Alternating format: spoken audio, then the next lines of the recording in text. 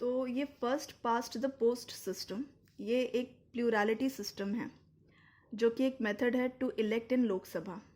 अब ये सिस्टम, इस टर्म का हम मतलब समझते हैं। ये एक मेटाफर है ब्रिटिश हॉर्स रेसिंग का। देखिए, ये एक ट्रैक है, ठीक है। इस ट्रैक में ये एक पोस्ट है। Post is a kind of marking, ठीक है, कोई भी पोल या कुछ जो मार्किंग है। यहाँ पे ये कंपटीशन है हॉर्स रेसिंग का, जहाँ पे ये हॉर्सेस, इन हॉर्सेस में से जो भी पहले इस पोस्ट को क्रॉस करेगा वो विनर होगा, ठीक है। सो मान लीजिए सपोज ये हॉर्स ए इसको क्रॉस कर लिया, इसने क्रॉस कर लिया इसको, so he is the first who crossed the post, ठीक है। So who crossed the post first will win. वहीं से इस टर्म का ओरिजिन हुआ है first past the post system.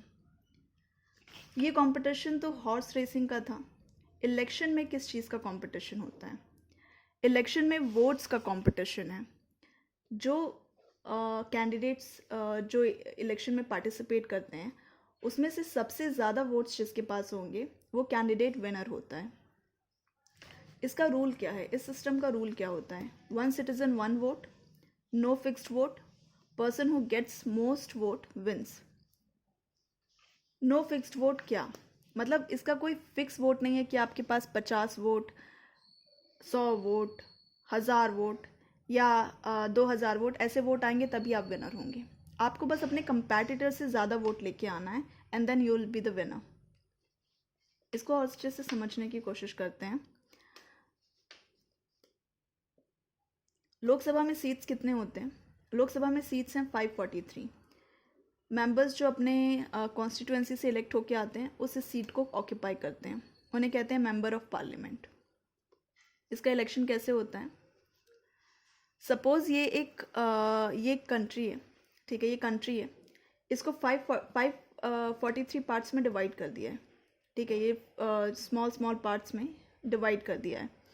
अब ये जो स्मॉल पार्ट है ये कॉन्स्टिट्यूएंसी होती है, ठीक है, इस स्मॉल पार्ट को हम कॉन्स्टिट्यूएंसी कहते हैं और इसमें रहने वाले लोग अपने एक रिप्रेजेंटेटिव को इलेक्ट करते हैं। इसी तरह से हर कॉन्स्टिट्यूएंसी में रहने वाले लोग अपने अपने एक रिप्रेजेंटेटिव को इलेक्ट करते हैं और वो यहाँ पे लोकसभा में जाके सीट्स को ऑक्यूपाई करते हैं, मेंबर ऑफ पार्लियामेंट जिन्हें हम कहते हैं। देखते हैं, ये मान लीजिए एक कॉन्स्टिट्यूएंसी है, ठीक है, ये कॉन्स्टिट्यूएंसी है। इस कॉन्स्टिट्यूएंसी का कोई भी नाम ले लेते हैं, एल ले लेते हैं, आप इसको कुछ भी नाम दे सकते हैं। इसमें 50 लोग हैं, ठीक है, 50 लोग इसमें रहते हैं। अब 50 लोग तो आपके घर में ही होंगे, ये बहुत ही इनसिग्निफिकेंट नंबर है, बट एग्जाम्पल के तौर पे ले लेते हैं, समझने के लिए ले लेते हैं कि 50 लोग इसमें रहते हैं, ठीक है। अब इसमें इलेक्शंस होने हैं और इस कॉन्स्टिट्यूएंसी को अपना रिप्रेजेंटेटिव चूज़ करना है। अब मान लीजिए 3 पार्टियां हैं, ए बी सी, इलेक्शन का टाइम है, 3 पार्टियां हैं ए बी सी, उन्होंने अपने अपने कैंडिडेट्स का नाम निकाला और वो सारे कैंडिडेट्स अपने इन सारे कॉन्स्टिट्यूएंसी में पार्टिसिपेट करेंगे इलेक्शंस में। एल कॉन्स्टिट्यूएंसी में ए का एन मेंबर पार्टिसिपेट करता है इलेक्शन में, बी का वाई करता है और सी का टी करता है, ठीक है, एन वाई टी। इलेक्शंस हुए, वोट पड़े, रिजल्ट्स आए। रिजल्ट्स में एन को 20 वोट्स मिले, वाई को 16 वोट्स मिले और टी को 14 वोट मिले। 50 लोग थे, हर एक मेंबर का, हर एक पर्सन का एक वोट था। एन को 20 लोगों ने वोट डाला, 20 मिले, वाई को 16 और टी को 14।